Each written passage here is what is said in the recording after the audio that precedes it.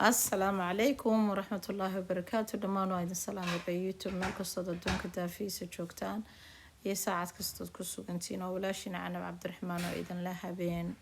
qurux badan iyo video cusub awal waxaan dhihi jirnay maalin qurux badan iyo video cusub aan dhihi jirnay laakiin hadda waxaan leenahay waa habeen qurux badan iyo video cusub because habeenaan ku jirnaa idinkana saacad kasta idin tahay ha idin wacnaato just waxaan rabay uun maad aragtay halkan iska fadhiyay marka waxaan iska daawanayay YouTube Soomaali heesi waxaan iska daawanayay iyo wixii YouTube-ka ku jira iska daawanayay marka waxaan isroon intaad meesha iska fadhida iska caweysimaysid mad asxaabtaadii aad iska sheekaysataan iska maad aragtay iswaraysataan marka maxay ahayday runtii wax badan ma haynin marka horta marka hore media maaragtay iska shir badan yahay sharkiisa iyo khayrkiisa mid walba way leedahay ilaahay waxaan ka rajeynayaa inuu khayrkiisa na soo aadiyo oo shartiisa na mootiyo maxay ahayday taasi waa ta kale waxaan rabay inaan ka hadlo wadamada qurbaha maad aragteen horta waa la iska maad aragtay dhibaatooyinku iska badan yihiin runtii because waxa weeyaan dhibka keenaya dadkii oo maad aragtay maaragtay iyagu isku mashquulsan oo ninka kale ku mashquulsan yahay hawshii dadkii ku badan banaankii baa laga soo shaqeynaya guriga hawshiisa ay ku sugaysaa ilmaha la korsanaya ragina Soomaalida oo ragina Soomaalida markaan dhaho xumaanaha u qaadanina ina maaragtay mas'uuliyadda iyagana maad aragtay daciif ku noqotay oo hadii kula joogan xataa ayna hawshi ka caawinaynin kulay nin xaaskiisa caawiyo way jiraan si u badanaha sheegaya taasna waxay dhibaato ka imanaysaa oo keenaya waxa weey kursiintii inamadina markaan kursanayno usually hawsha gabadha aan saarna in wiilash waxba hawl xilma ka saarno guriga waa wiilnaya gabadha cuntada u dhig kan u samee gabdhahina aad baan u barbaarinaa aad baan u barnaa inay wax qabato inay hawl kar noqoto waa waxa hadda gabdhaha Soomaalida oo dhan waxay hawl karka u yihiin ilmaha kelida u korsanayaan anaa hadda markay gaaladu markay ku arkaan adiga oo maad aragtay gabar Soomaaliyeed oo leh 4 caruuraan korsanaya 5 caruuraan korsanaya 6 caruuraan korsanaya kula yaabayaan waxay ku leeyihiin how come adiga oo qof dumar ah sideed intaas oo ciyaal keliga u korin kartaa waxaasina waa karti maad aragtay waalidiinteen ay nagu soo koriyeen oo anaga oo maaragtay guriga loo nagu soo tababaray inay gabadhu wax qabato inay gabadhu maad aragtay wax walba soo biso taas ceeb maaha alxamdulillah shukrillah waa wax wanaagsan laakiin hooyooyinka Soomaaliyeed iyo aabayaasha Soomaaliyeed waxaan rabay kula talin lahaa in wiilasha iyo gabdhahaba shaqada maad aragtay equal laga dhigo oo guriga marka aad joogtid aad wiilka aad u diri karto inuu weel dhaqo u diri kartid inuu jika hagaajin karo u diri kartid inuu fadhi hagaajin karo inuu meel walba hagaajin karo waayo bari ilmahan maanta marka kama talinin adiga inuu bari marka uu guursado dhibaatada carqabadaha maanta rageena haysta ee dhibaatada ku imanayso xaaskooda maanta markii qurbe la yimid ee la rafaaday ay xaasaska dhanaaska wada hor yimaadeen oo ku kala wada tageen waxa weeye wiilasheena waxa lagu soo wada barbaariyay in loo shaqeeyo wax loo qabto marka inay hooyadiiba shalay ku soo barbaarisay inay wax u qabato ee cuntada halka u dhigaysay markay iyadu ay hooyadu ahayd markii ay gabdhihii walaalihii soo waaweynaadeen gabdhihii xilka lagu wareejiyo la yiri gabadhay dharka u dhaqinaka la yiri cunto u diyaar kan samee keer samee oo wiilkiiba maad aragtay la baabiyay hadhow gurigiisa wuxuu la tagaa meesha ma yaalo wuxuu rabaa gabadhan uu u tageena sidii hooyadii walaashii ugu shaqeyn jireen inay ugu shaqeysay rabaa marka taas way carqabada ugu horeysa ee maad aragtay inamadina dhibaatada maanta haysata wixiina inagu inagu imaanaya oo inagu inagu imaanaya waayo maanta anigu qof dumaraanahay maanta hooyaanahay wiil baan korinaya wiilka marka maanta baabiyo maanta gabdhihii dhiraha cuntada ha u dhigaan oo ha u kariyaan ha u diyaariyaan oo dharka ha u dhaqaan qolkiisa ha u hagaajiyaan dibire inan Soomaaliyeed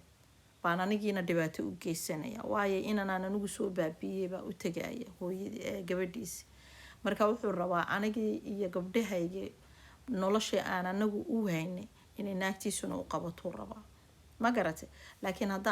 aniga aantan iska bilaabo hooyooyinku iska bilaabaan nimadooda ay ku barbaariyaan inay marka ay guursadaan inay gabdhaha wax la qabtaan oo gabadha maxay guriga markuu soo galo hadduu iyadu shaqada ka dambayso isagu markuu yimaado cuntada kusii tuuro hawsha sii kala tuuro ilmihii uu kasoo qaado childcare ama daycare meel uu jiroba ilmihii soo qaado oo ilmihii cunto intuu sii siiyo uu sii seexiyo xoogaa culays badan ma imaanayo waa laisfahmayaa waa hawshu ay fududaanaysaa inkastoo dadku caruurta isku mid ahayn oo caruurta westeranta ku kortay ee maaragtay ama westranka ku dhashay markay isguursadaan ay isfahmaan hawsha si fiican iskula qabtaan laakiin mas-uuliyadda waxay ka luntay waa dadkeenii xagga kusoo koray ee xagga kusoo barbaaray bay dhibaatadu badanaa inagu wada dhacday marka maxay ahayday hooyooyinka Soomaaliyeed waxaan kula talin lahaa meel kastoo joogto haddaad qurbo joogto hay haddaad wadankii joogtaba inaad wiilasha ku barbaarisaan inay guriga wax ka qabtaan ceeb maaha anu wallahi waxaan xasuustaa wiilasheena rabadaantii oo kale markaan jikada ku jirno ay intay noo yimaadeen ama nala fadhiyaan ama wax nala qabanayaan hadday inan daarada soo gasho ee guriga soo gasho wiilasheena way naga ordi jireen because wuxuu u arki jiray inuu wiilku hadduu jika galaba inuu qorqodo yahay waxa la leeyahay muxuu jikada ka qabanaya waxaan badhnaagoodka waaba la isku caayaaba marka anigaygan idinla hadlaaya hadda canaba wallahi waan ka dhiman jiray inuu inan raga jika ii galo waan ka dhiman jiray laakiin markaas goormay ahayd waa markaa intaan wadankeena joogna aynu haysanay shaqaalo waa markaynu haysanay ehel noo yimaado oo noo soo wareega oo guriga 24 saac waa la buuxa uma baahneed bayna inaan ku wax kula qabto laakiin markii qurbihii la yimid ehel ma jiro qaraabo ma jirto deris ma jiro cid ku soo wareegaysa male adiga iyo isaga iyo awlaadaas unba gurigani ka dhaxeeya hadda idinka isla qaban wataana dad waxaad noqonaysaan maanta meel ka soo jeestay oo meel gaaray hadda isfahmi weydana adiga hawshii kugu badatana hooyo waxaa tahay waad rafaadaysaa waa isla hadlaysaa depression baa kugu dhala ninkii baad la dagaalamaysaa ilmahaagii baad la dagaalamaysaa because hawshii baa kaa badatay barnaankii baad kasoo shaqaynaysaa gurigii baad ka shaqaynaysaa hawshii baa kaa badanaysa marka waxaan idin dhehi lahaa meel kastoo aynu joogno wiilasheena aynu ku barbaarino hawsha wiilasheena haddaan ku barbaarino waxa fududaanaysa maad aragtay waxa fududaanaysa maad aragtay wiilasha iyo gabdhuhu inay kala boodaan baa fududaanaysa wiilkaaga markuu gurigiisa uu guursanayo saad gabadha u waanino gabdhaha waan waanina waxaan ku waaninayaa guriga hagaaji na gurigaagu saddex yaalayaan la arag na is hagaaji na wiilkaas iyuna ku arkin adigoo maxay ahayd wasaqa adigoo kana maxaa diiday inaad wiilkaagana ku tiraahdo inaad tiraahdo waryaahe war is hagaaji war gabadhaas iyana ku arkin adoo wasaqa war adiga cadayo war kan samee war kii kala samee war maxay noo dhihin weyna inamadeenna weyna inaga hagranay marka hooyooyinka Soomaaliyeed kuwa hadda dhalaya iyo kuwa hadda maxay ahayd dhali doona iyo kuwa hore u dhalay intiinaba waxaad samaysaan ma aragtay inaad ilmaha ugu dadaashaan ina aad ma aragtay iyo kolka dhigtaan wiilasha iyo gabdhaha warinaano qolkaaga hagaajiso maalin waxaan xasuustay isma amaanayo laakiin ilmahayga wiilasha iyo gabdhaha baa isku sibaan anigu ula dhaqmaayo hawsha anigu dira markaas waxay aragtay maxay ahayd wiilkayga dharkiisa iska dhaqanaya qolkiisa hagaajisanaya markaas waxay ugu tiri alla maxay ahayd ilmuhu wiilasha bay tiri hadda hawsha tiraad kan qabo way ka cararaan oo guryaha way ka ordaan way ka cararaan waxaan ku yiri walaalo qolku hagaajinayna waa qolkiisi dharku maydhayana waa dharkiisi cid u maydhaysa ma laha markaas ay taan ku waygo waan ku kari waayo aniga u maydha waad ku kari weyda baan ku yiri ha bal waayahay ha u maydhin baan ku yiri maalinta dambe wuxuu xidhay markuu waayo isaga maydhaya qolkiisana markuu arkay cid u hagaajisay markuu waayo isaga hagaajisanaya baan ku yiri marka hagaajiso qolkaaga dhaado qof weyn baa tahay caawimaad u baahantay in lagu caawiyaad u baahantay maanta inaad adigu wiilaad dhasho inta soo leekiso 20 jira inaad jiko iskaba gal haddaad doonayso laakiin inuu dharkiisa maydho qolkiisa ka hagaajiyo asagii dani ugu jirtaa waan ku yiri britool markuu inaan islaameed u tagana dharkiisa kuma fikiraya inaan u maydho asaga maydhanaya ma garatay marka inantii oo rafaadsan oo ilmihii la rafaadsan oo jikadii ku jirto oo gurigii ku jirto haddana dharkiisii shaqada haddii uu intuu dhigo uu yiraahdo gabadha ha ii maydho soo dhibaato maaha. laakiin markan gurigii hooyadii ku soo bartay isagaa dharkiisa shaqada maydhanayo oo diyaarsanaya uniformkiisa. badanaa shaqooyinka uniformna lagu tagaa, ma garatay. markaa saa darteeda weeyaan. sorry taleefankanaa soo dhacayo un eegaya. marka walaalayaalo waxaynu ka dadaala maanta intaasaan inoo hayay inaan inoo sheego. insha allah intaa ka badan baynu kala heli doonaa,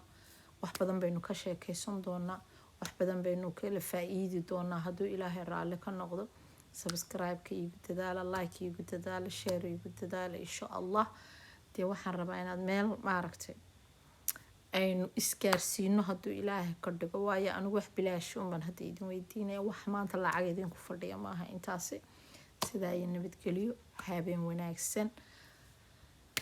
dee waa kaas meel oo waxa la helayba dee lagu yara sheekaysto oo lagu nafiso, wax lagu kala faa'iido oo dee yaa